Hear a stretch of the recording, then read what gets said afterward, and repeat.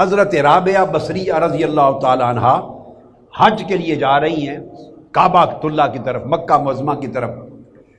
رستے میں ایک شخص آپ کو ملا، ایک شخص دعوے دار تھا نیکی کا، تقوی کا، پرہیزگاری کا۔ اس نے کہا یا حاذی انا مشغول فی محبتک۔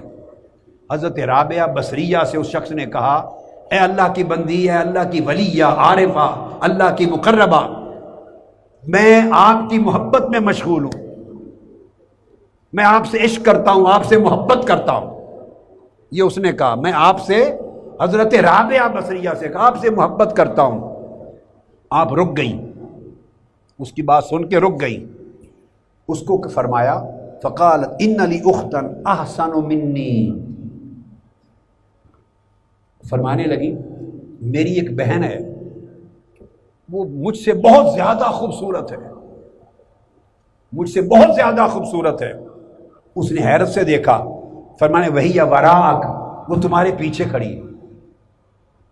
جو ہی فرمایا تمہارے پیچھے کھڑی ہے اور بہت خوبصورت ہے مجھ سے، اس نے یکلخت مڑ کے پیچھے دیکھا۔ جب مڑ کے دیکھا، حضرت رابعہ بصری نے ایک تماچا مارا اس عاشق کو، اس کے چہرے پر ایک تماچا مارا اس عاشق زار کو، اور تماچا مار کے کہا بدبخت، دعویٰ میری محبت کا اور تختہ غیر کو ہے۔ ابھی تمہاری محبت کا امتحان ہو گیا، کتنے سچے ہو۔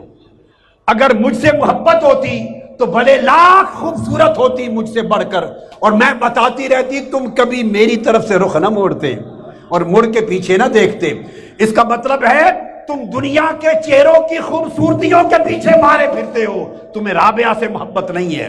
انہوں نے اپنے سر کو پیٹا، خاک ڈالی اور کہا میں نے ایک مخلوق میں کسی کی محبت کا دعویٰ کیا، مخلوق میں، اور مڑ کے غیر کو دیکھا تو مجھے تماچا لگا، اور کتنا بدبخت ہوگا رب کی محبت کا دعویٰ کروں اور تختہ کسی اور کو پھروں۔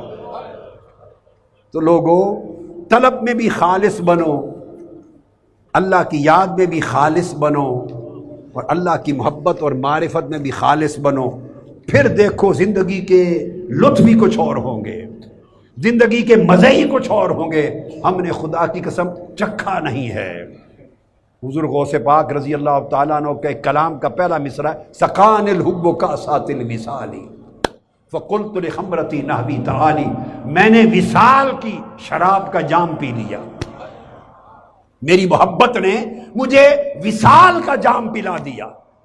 اور اس نے کہا اور میری طرف بڑھتا، تو محبت کا جام وصال پیو، ایسا کہ غیر کی نہ طلب رہے نہ چاہت رہے، حتیٰ کہ غیر کی نہ یاد رہے نہ نام و نشان رہے۔